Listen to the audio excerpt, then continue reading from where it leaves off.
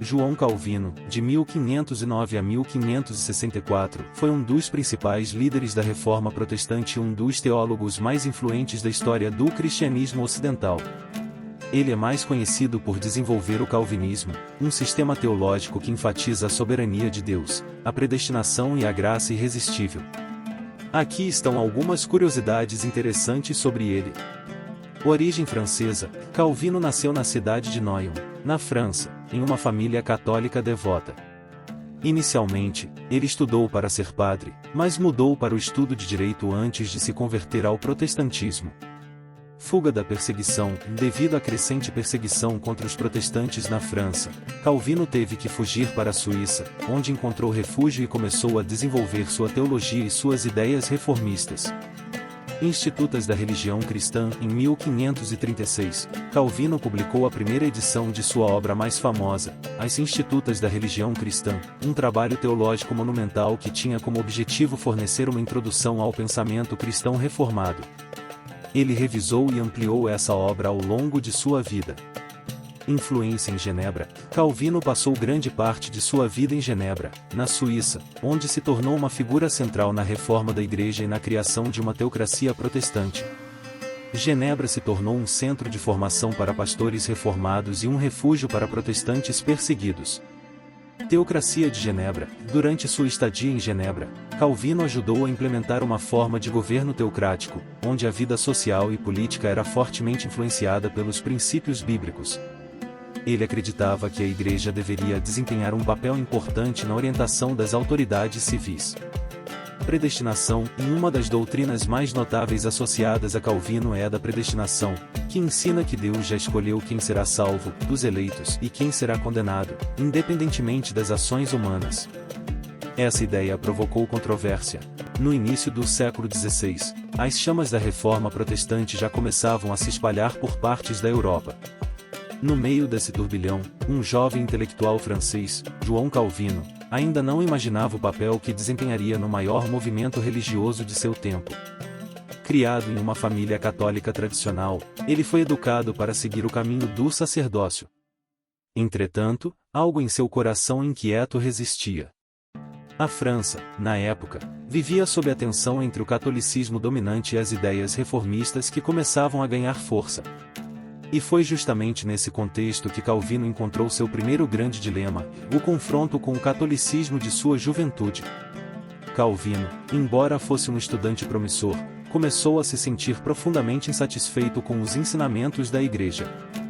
Durante seus estudos em Paris, ele se deparou com as obras de Martinho Lutero, cuja crítica à corrupção do clero ecoava suas próprias preocupações. Ele passou noites insones, em meio a livros proibidos e debates fervorosos.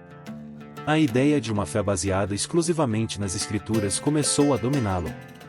E então, sem aviso prévio, algo extraordinário aconteceu em sua conversão súbita, como ele mais tarde descreveria. Com essa mudança espiritual, Calvino abandonou de vez seus planos de seguir o sacerdócio católico. Essa decisão, embora libertadora, o colocaria em rota de colisão com o poder estabelecido. A França não era um lugar seguro para quem rejeitava a fé tradicional, e logo ele percebeu que seus escritos e ideias o tornariam alvo de perseguição. Ao deixar Paris às pressas, em meio à escuridão da noite, ele sabia que seu caminho estava apenas começando. Fugindo da prisão e das fogueiras, ele partiu para um destino incerto. Mas para onde exatamente ele iria? Essa dúvida ecoava enquanto Calvino tomava o primeiro passo decisivo rumo ao desconhecido. Ao deixar a França, João Calvino encontrou refúgio em Basileia, na Suíça, onde começou a trabalhar em seu maior projeto até então, em As Institutas da Religião Cristã.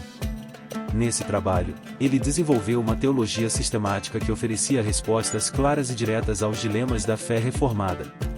Seu objetivo era simples: guiar os cristãos a uma compreensão pura das Escrituras. Mas o destino reservava algo além dos livros para Calvino. Enquanto viajava pela Europa, tentando encontrar um lugar onde pudesse se dedicar tranquilamente à escrita, Calvino passou por Genebra, uma pequena cidade suíça que havia recentemente abraçado o protestantismo. Era para ser apenas uma breve parada, mas algo inesperado aconteceu. Guilherme Farel, um dos líderes da reforma na cidade, soube da presença de Calvino e foi ao seu encontro. "Você não pode partir", disse Farel com convicção. Ele acreditava que Calvino era o homem destinado a liderar a nova ordem religiosa em Genebra. Quando Calvino hesitou, Farel declarou: "Se você abandonar esta cidade, Deus amaldiçoará sua paz." A pressão das palavras de Farel foi esmagadora, mas Calvino estava relutante. Ele não queria assumir responsabilidades políticas e eclesiásticas. "Eu sou apenas um erudito", ele disse. No entanto, após noites de reflexão, Calvino percebeu que não poderia ignorar o chamado. Relutantemente, aceitou o fardo de liderar Genebra, mesmo temendo que isso poderia significar para sua vida. Mal sabia ele que o que parecia uma simples escolha pragmática o conduziria a um dos maiores desafios de sua vida.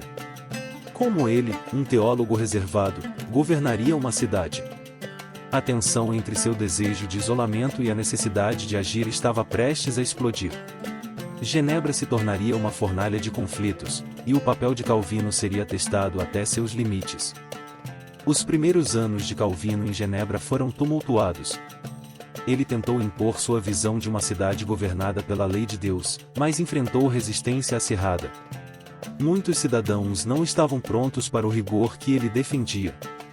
Calvino propôs um código moral que regulava desde o comportamento social até a vestimenta, tudo em nome da pureza cristã. Ele estava convencido de que a cidade precisava ser uma nova Jerusalém, um exemplo de virtude para o mundo. Mas, longe de encontrar apoio, ele se viu cercado de inimigos. Grupos rivais em Genebra começaram a conspirar contra ele, e, em 1538, Calvino foi expulso da cidade. Ele ficou devastado, não pela perda de poder, mas pela sensação de fracasso. Sentia que havia falhado com Deus e com os habitantes de Genebra. Como poderia ter permitido que seu sonho de uma cidade justa desmoronasse tão rapidamente? Entretanto, a história de João Calvino estava longe de terminar. Em sua ausência, Genebra mergulhou no caos. Os mesmos líderes que o haviam expulso começaram a perceber o erro de afastá-lo. E, em 1541, o impossível aconteceu, Calvino foi convidado a voltar. Desta vez, ele estava mais determinado do que nunca. Ao retornar, impôs suas reformas com ainda mais vigor, criando uma disciplina eclesiástica rigorosa e uma ética de trabalho que moldaria a cidade. Sob sua liderança, Genebra tornou-se um centro de aprendizado teológico, atraindo reformadores de toda a Europa. A cidade passou a ser conhecida como a Roma protestante. Mas o verdadeiro teste de Calvino veio quando ele teve que lidar com a heresia. Um homem chamado Miguel Serveto ousou questionar a doutrina da Trindade e foi condenado à morte. Calvino, apesar de suas reservas, apoiou a decisão do tribunal. Para muitos, esse episódio manchou seu legado, mas para outros, reforçou sua convicção inabalável na verdade das Escrituras. No final, João Calvino deixou um legado que ultrapassou as fronteiras de Genebra. Seu sistema teológico influenciou nações, moldou governos e inspirou avivamentos. Ele nunca quis ser um governante, mas tornou-se um dos homens mais influentes de sua era. O que começou como uma escolha relutante, terminou como um dos movimentos mais impactantes da história cristã. E assim, o destino do homem que não queria governar foi selado, não como um simples reformador, mas como um dos maiores avivalistas que o mundo já conheceu.